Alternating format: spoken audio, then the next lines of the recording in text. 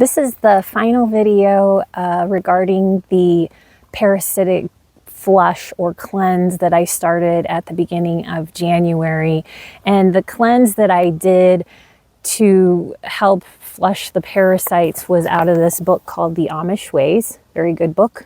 Very, very good stuff in here. Not just that, parasitic flush. There's a lot of healthy things that you can use in your garden or in your house that you don't have to run out to the store and buy something that's got chemicals in it. You can make a lot from the recipes in this book. Just to kind of summarize what has already happened in the first two videos.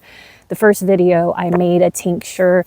It had a lot of ingredients in it, and you let the tincture sit for about 4 to 6 weeks, and then you can start taking it for about 2 to 4 weeks. And in the second video, I had just started taking it, but then I also introduced you to another way to cleanse your system, which was the black walnut whole powder. And I wanted to talk about the comparisons of the two, which one I think came out on top, where I'm going with this as far as trying to cleanse my insides and also to become healthier on the outside as well. And what I mean by that is, if you stick around to the end of this video, I've got some bonus footage of things that I've started doing or have been doing for a while by using items either in my household or from my garden to supplement or to replace things that I've bought at the store before that have a lot of chemicals that are pushed by Big Pharma. And we have a lot of resources here in our gardens and in our household that we can be using in better ways. So stick around to the end and I will talk about those items I use.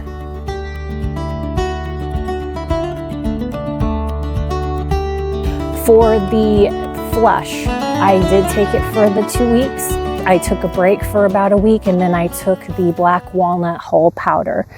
The results are, I had really good sleep on both of the flushes. I really slept well, and I felt more restful when I woke up. I felt like I had gotten a good night's sleep.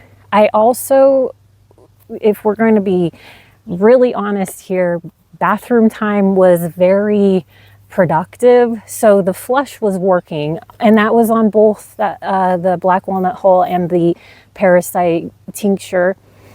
And the inflammation, I have arthritis in both my hips, and the inflammation was reduced so I could stand up, sit down, go to bed. I wouldn't have as much pain in my hips taking either one of these flushes. So I would give them both a big green check mark as far as the results. And they were pretty much the same straight across the board. It was easier to just buy the black walnut whole powder from, Amazon. I'll leave the link below. And it was more complicated to make the Amish flush because there was so many ingredients and you had to wait so long for it to infuse. However, when I'm going to go do this again, and one more disclaimer, you want to take a break between these flushes. You don't want to just continuously take them. Take the break 2 to 3 weeks, and if you feel like you want to do it again, then go back and do it again, but only for like 2 to 3 weeks, depending on which flush you're doing. Comparing the two cleanses, the black walnut whole powder wins out as far as palatability. You can mix this powder, you only need about 1/8 of a teaspoon. You can make a tea out of it, which is how I used it, or you can put it in something that it doesn't have much flavor, so probably it would work in even a smoothie. I used it mostly as the tea, which was a little harder for me because I'm not a huge tea drinker. I'm trying to get on board with that, but it was definitely easier to drink. On the flip side, the Amish Flush tincture it tasted like you were drinking bitters, which is usually put in alcoholic drinks, you know, to make cocktails and things. And it was very bitter, but you drink so little of it, just a few drops, and you mix it with water and just swig it back. It was the faster way to do the flush, but you did have to take it 2 to 3 times a day. But still, that worked for me because it was just a quick one and done. I didn't have to sip on a smoothie or a tea. For me, the big winner is the Parasitic Flush from the Amish Ways. You know exactly what is in this mixture. You know all the ingredients. While the black walnut hull powder says that, it's been processed. It's packaged in plastic. It's not from your means. So right now in my garden, I have a few things that can be used to make the tincture. I've got the garlic. I'm growing wormwood. They're little baby wormwoods right now. They will grow and become massive soon.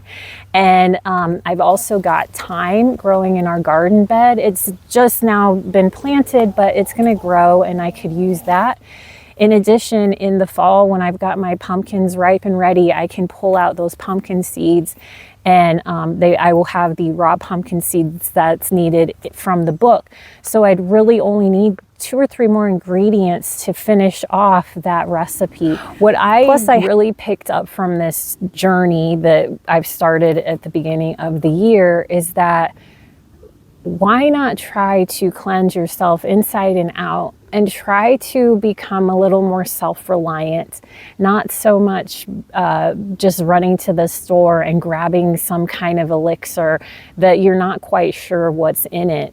A couple of things I've started doing to use household ingredients or things from my garden are replacing items that I would spend money on at the store. So I'm also saving money by using things I already have at hand.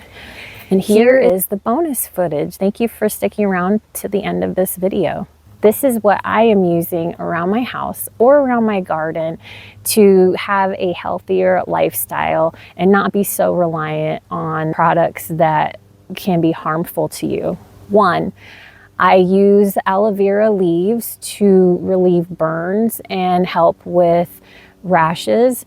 All you do is you cut open the leaf and you rub the gel that's inside on the burn or on the rash, and in a couple of days you will see a huge difference in the repair of your skin.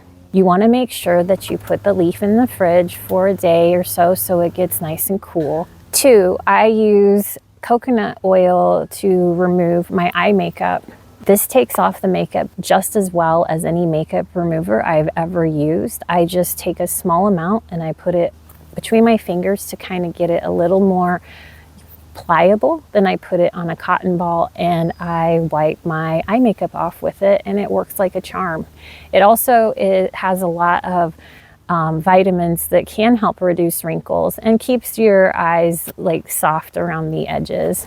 3, I started using grapeseed oil as a face moisturizer and in my hair before a shower as kind of like a preconditioner or conditioning mask. And I've seen really great results in both my hair and my skin, but mostly my hair. It helped reduce the frizz because I'm just coming out of winter and I've got just breaking hair constantly. It's not the best hair in the world, but it did add a nice shine and it helped keep the frizz down a lot.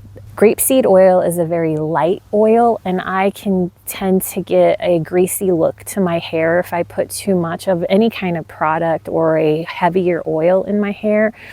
So I just use a little bit of it, but this really does work on thinner hair, and it has a less chance of clogging pores. So when I put it on my face, I have not noticed any kind of breakouts, and because it's not heavy, it won't clog the pores.